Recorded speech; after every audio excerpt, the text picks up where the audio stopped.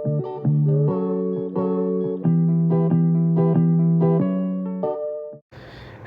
और आज का केस है जो अभी पिक्चर पे आप सामने देख रहे हैं, ये बहुत ही स्पेशल केस है और बहुत ही रेयर केस है। ये यूएसजी स्क्रोटम का है, यानी टेस्टिस का।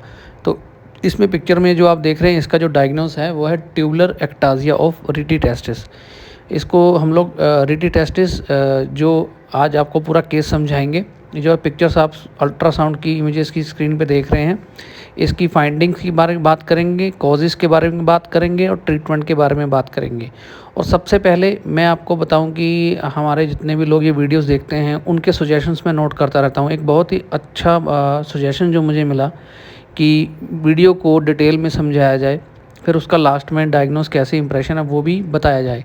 तो इस वीडियो से मैं कोशिश कर रहा हूँ कि आपको उसी तरीके से समझाऊँ कि आपको अच्छी तरह से समझ में आ जाए। तो केस है रिटी टेस्टिस का। ये इमेज जो आप देख रहे हैं, बेसिकली एनाटॉमिकली रिटी टेस्टिस जो एरिया होता है टेस्टिस में, यहाँ पे एग्जैक्टली होता है, यहाँ पे सर्कल मार्क किया हुआ है। तो आइए आगे की पिक्चर में समझते हैं। ये मैं इसलिए समझा रहा हूँ कि ये आपको समझना बहुत ज़रूरी है। इजैकुलेटरी डक्ट और ये सारा जो हम लोग सीमन का इजैकुलेशन होता है, वो सारा प्रोसेस है गया। तो पिक्चर में आप देख रहे हैं डक्टस डेफरेंस पार्ट है, इसके हेड है, ये सब एनाटॉमी तो आप लोगों ने जो मेडिकल स्टूडेंट्स आपने पढ़ी होंगी। इसमें एपिडिडाइमा कहाँ है, ये आगे भी मैं वीडियो के थ्रू भी बताऊँगा। तो दूसरी तरफ ये पार्ट्स हैं ट्यूनिका वेजिनालिस, जो आप पैराइटल लेयर होती है इसकी, ये सब जो आपने पढ़ाई होगा। तो हम लोग स्टार्ट करते हैं आज का वीडियो। तो मैं उसमें आपको ये बताऊंगा, ये पहले ये पिक्चर में आपको समझा दूं। तो थ्योरी में मोटा मोटा आप समझ लीजिए कि जो स्पर्म है प्रोड्यूस होता है सेमिनिफेरस टब्यूल्स में, उसके बाद रिटी टेस्टिस, फिर एफरेंट डक्टिल्स, फिर एपिडिडाइमिस, उसके बाद वास डेफरेंस और फिर एजैकुलेटरी डक्ट के थ्रू यूरेथ्रा से ये बाहर आ जाता है। तो ये इसका निमोनिक है, इसमें रिटी टेस्टिस नहीं दिया गया।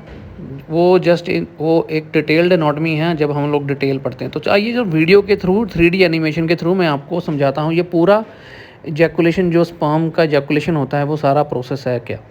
सबसे पहले मेल रिप्रोडक्टिव ऑर्गन्स में पेनिस के नीचे स्क्रोटम, जो दोनों तरफ टेस्टिस होते हैं राइट और लेफ्ट, वहाँ पे हम लोग उसके बारे में पढ़ते हैं। मैं आपको समझाता हूँ। सबसे पहले ये टेस्टिस पार्ट होता है, फिर यूरेथ्रा, और ये एक वास्ट डेफरेंस डक्ट होती है जिसमें सीमन जो है स्पर्म वो ट्रैवल करता है, आगे पहुंचता है सेमिनल वेसिकल।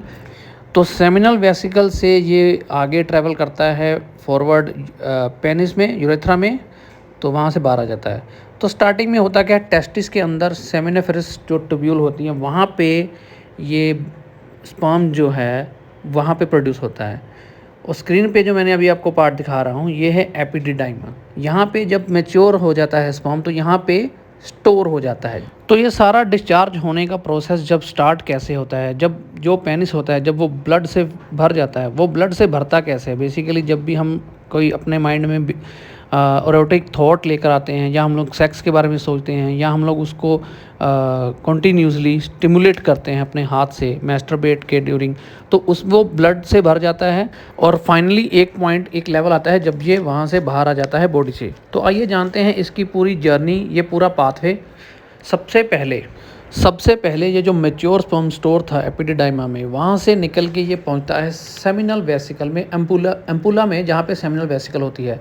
यहाँ पे बेसिकली होता क्या है, सेमिनल वेसिकल यहाँ पे अपना थोड़ा सा स्पर्म में फ्लूइड मिक्स करती है, तो ये आ जाता है इजैकुलेटरी डक्ट में, जहाँ इसको सेमिनल फ्लूइड कहते हैं। ये पहले स्पर्म था। उसके बाद ये यूरेथ्रा में आ जाता है, जहाँ पे ये प्रोस्टेट होता है ग्लैंड, प्रोस्टेट ग्लैंड में पहुँचता है। जब ये प्रोस्टेट ग्लैंड से गुजरता है सेमिनल फ्लूइड, तो इसमें प्रोस्टेट से कुछ वाइट फ्लूइड जो होता है वो इसमें ऐड हो जाता है, जिसको मिल्की फ्लूइड कहते हैं, जिसकी वजह से इसका कलर जो है सफ़ेद होता है।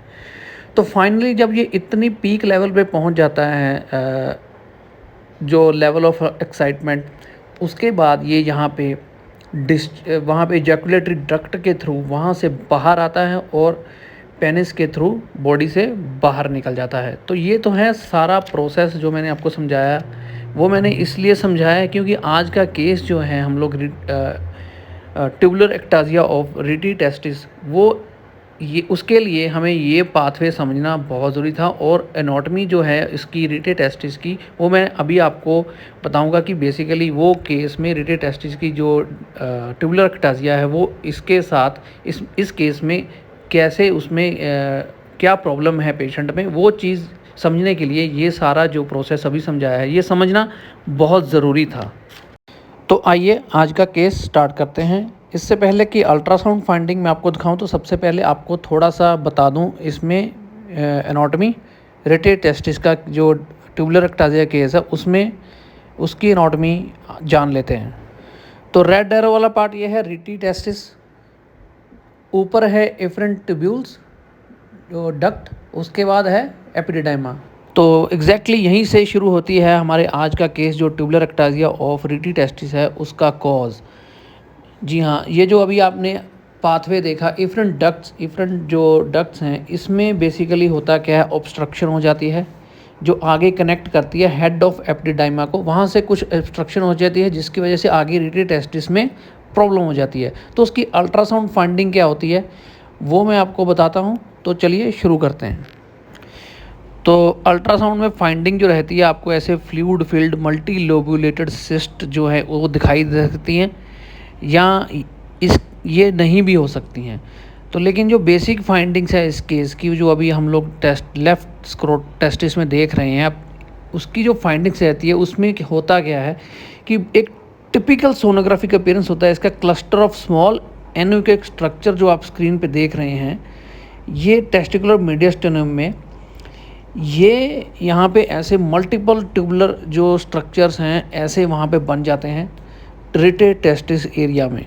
तो इसको कहते हैं tubular ectasia of rete testis, जहाँ इसको उसका दूसरा नाम है cystic transformation of rete testis. ये ज़्यादातर बाइलेटरल दोनों तरफ होता है लेकिन ये एसिमेट्रिकल एक तरफ भी हो सकता है। तो फाइंडिंग यूएसजी हम लोग सोनोग्राफी की बात करें तो वो तो मैंने आपको दिखा दी। इसके अलावा बहुत सारे मल्टी लोबुलेटेड जो आप ब्लैक कलर के सिस्ट हैं वो भी हो सकते हैं, और इस केस में एपिडिडाइमा में इसी के साथ एक स्मॉल सिस्ट भी है। तो जब ये फाइंडिंग होती है तब आपको डायग्नोस बनाने से पहले कलर डॉपलर भी लगा के देखना है कि इसकी वैस्कुलरिटी चेक करनी है। ये जो छोटे छोटे मल्टीपल स्ट्रक्चर्स दिखाई दे रहे हैं उसकी उसमें वैस्कुलरिटी तो नहीं है, और स्क्रोट टेस्टिस के अंदर भी वैस्कुलरिटी जो है हमें चेक करनी है। तो हम लोग कलर डॉपलर लगा के देखेंगे। कलर डॉपलर में हम लोग देख सकते हैं इसमें जो मल्टीपल स्ट्रक्चर्स जो हमें दिखाई दे रहे हैं वहाँ पे सिस्टिक छोटे छोटे, उसमें वैस्कुलरिटी जो है वो नहीं है। नॉर्मल जो टेस्टिस की वैस्कुलरिटी है जो आसपास आपको दिखाई दे रही है वो नॉर्मल फाइंडिंग्स है। उसमें फिर हम लोग आसपास जो मल्टी लोबुलेटेड सिस्ट हैं उसमें भी वैस्कुलरिटी जो नहीं है, अगर है तो हम लोग उसकी फाइंडिंग्स में दे सकते हैं। तो इसके बाद हम लोग जो ये तो था हमारा जो फाइंडिंग जो इसमें आ रही है ये लेफ़्ट टेस्टिकल में आ रही है। तो राइट टेस्टिस में भी हम लोग वैस्कुलरिटी चेक करेंगे पेशेंट के, उसमें भी वैस्कुलरिटी जो है कोई एसओएल जो है स्पेस ऑक्यूपाइंग लीजन वगैरह या वैसा कुछ नहीं है, ये नॉर्मल वैस्कुलरिटी है। तो ये था हमारा आज का tubular ectasia of rete testis का केस। आई होप मैंने अच्छी तरह से कोशिश की होगी समझाने की और आपको समझ में आ गया होगा। फिर भी आपके कुछ सवाल होंगे और आप मुझे कमेंट में पूछ सकते हैं।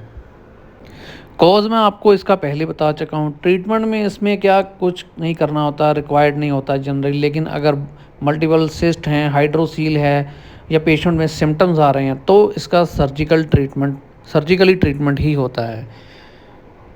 हमने इस पेशेंट का जो इम्प्रेशन दिया वो इस पेशेंट की फाइंडिंग के अकॉर्डिंग था, वो था मल्टीपल स्मॉल सिस्टिक और ट्यूबुलर एंड इक्वेक स्ट्रक्चर्स डेट रिप्लेस एंड और एनलार्ज द लेफ्ट टेस्टिकुलर। ये मैंने इसलिए बोला एंड और एनलार्ज, अगर वो उसका साइज़ इंक्रीज़ कर रहा है टेस्टिकुलर का तो हम लोग लिख सकते हैं एंड और एनलार्ज द लेफ्ट टेस्टिकुलर मीडियस्टेनम, और साथ में अगर कोई लीजन मास है तो वो साथ में दे सकते हैं विद, और लास्ट में no abnormal vascularity noted question mark tubular ectasia of rete testis advised MRI.